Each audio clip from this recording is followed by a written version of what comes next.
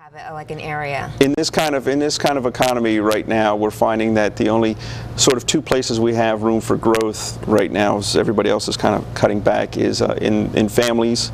We do a lot of outreach to families. Our commercials are aimed towards families. We do lots of family events, and schools and libraries. We do lots of sales to schools and libraries.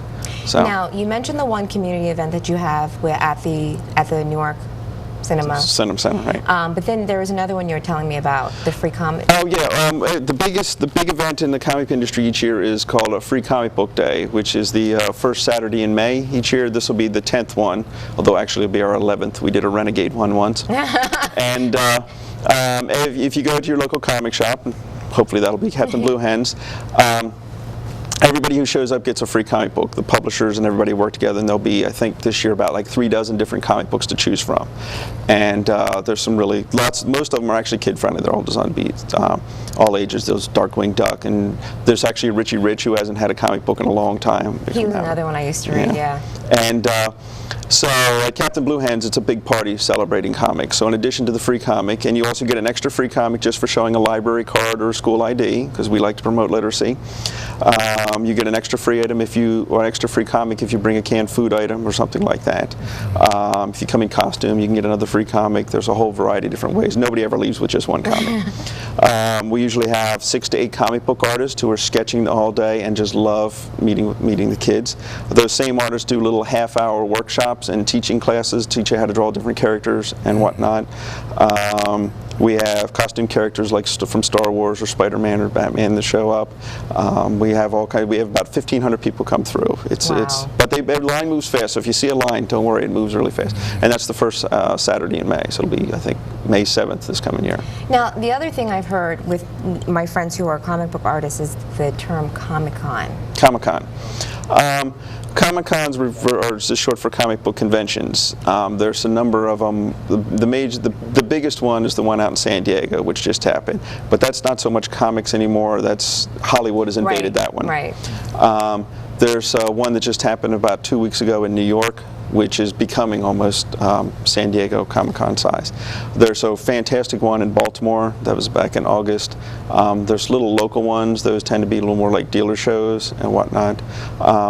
But yeah, Comic-Con is Hollywood is courting the nerd now. So I think they should call them geeks. Geeks or nerds, yeah, geeks. Yeah. Either one, I'll answer. Right. One of them has to do with one of them can fix your computer and one of them can't. I'm not sure exactly which the term is. Now, since you are right on the campus, essentially, do you have students that come in who have talent that are looking to you for guidance? A lot of times we get a lot of questions about how to break into comics, where to get comics published. We're what's known as an indie-friendly store, so we'll help support comics that aren't necessarily from the major publishers. It's a difficult question. It's a difficult business to break into. There are schools for it. The Delaware College of Art and Design in Wilmington actually has classes about comics and animation and things like that, so we'll steer them that way. We have a selection of how to draw books, whatnot. When we do one of the kind of talks that we do at schools, actually I've talked at the university several times. I think I've got another one coming up. I actually talked to classes teaching teachers about the usefulness of graphic novels. So we'll have the artists will come and give them a whole bunch of little lessons on how to draw, how to tell storytelling. A lot of kids, when they first start, all the characters are the same size. They're all facing. It's the same panel over again. And he teaches you all the sort of dynamic storytelling and how your eye is supposed to follow the page and everything. That's another thing that I found interesting. One of my friends that's an artist is they're not. The panels are essentially gone in a lot of books. They have changed the visual vocabulary of comics a lot since we were younger. They used to have captions and they used to have thought balloons and you kind of get the interior monologue.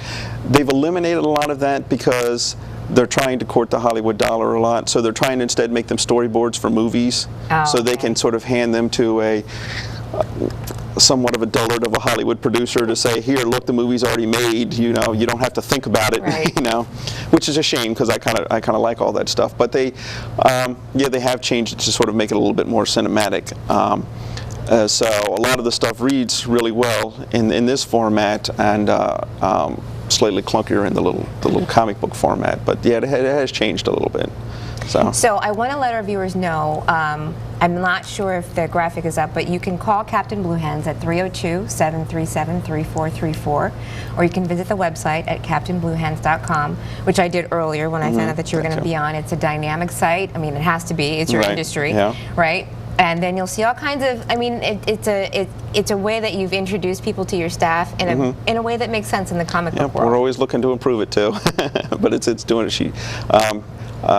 Kita, who has the prettiest graphic icon? She does. She does. Yes, she does. Her silhouette graphic. Right. She's the one who designs our websites and designs a number of other websites.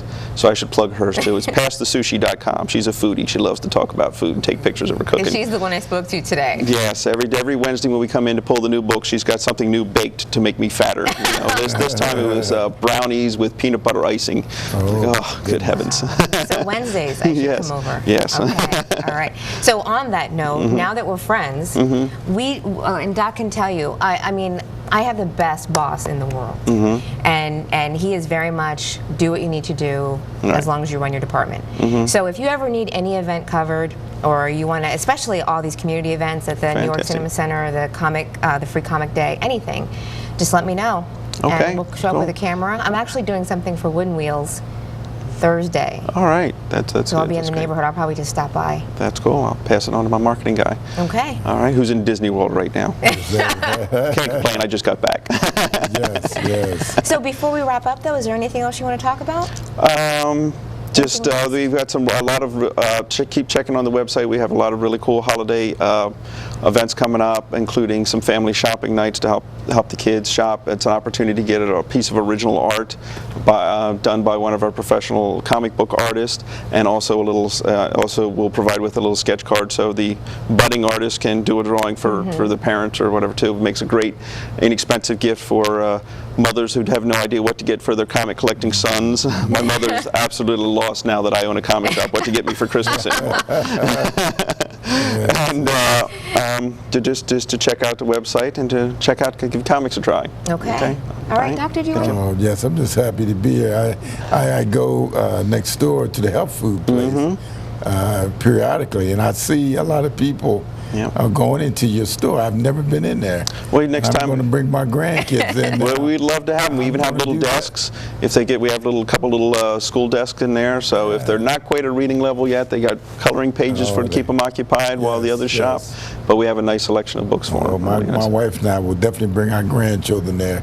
Cool. I'm impressed with the work that you're doing. It's fantastic. Thank you. Well, the funny thing is also when my friend Brian suggested that I call you, it was one of those things where it was like literally from the time he said it, 30 minutes later you were booked. And then I started telling my other friends, okay, I've got the owner of Captain Blue Hen's coming on.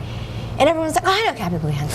I know Captain Blue. Oh, Captain Blue Hens. Yeah, I know. You know, everyone knew exactly. Yeah, we had a catchy commercial run there for a while. Yes.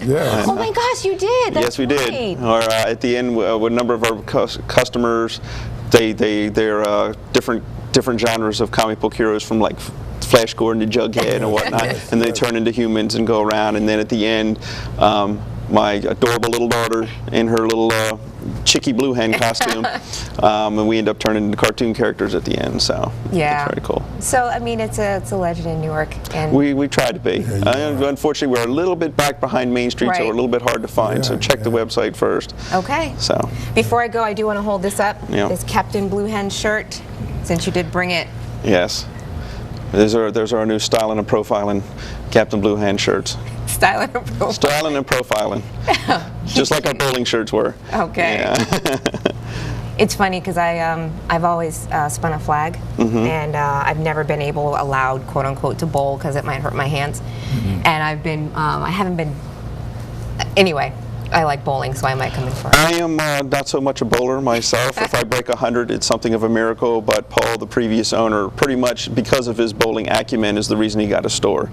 He used to go bowling with the partner that he had when he first opened up the store, and he just was a better bowler, so he kept winning lots of comics off of that guy. So that's actually how part of kind of the bowling connection. Okay. Well, it was really a pleasure meeting you. And again, I can't thank you enough for showing up on such short notice. This was really. I mean, like I said, we've always had comic book artists, and we've always had people coming on and drawing and everything. Impressive. And it's really nice to meet somebody who is a purveyor of this stuff. I try to do my best.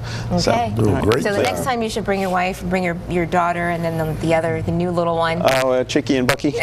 We'll make a party of it. I don't know if Mother Blue Hen is going to want to show herself. Right. So, Well, we want to thank you, Thank and you we want to again. ask you to keep watching. We'll be right back with more of In the Upper Room at Richie Ministries, The Monitor.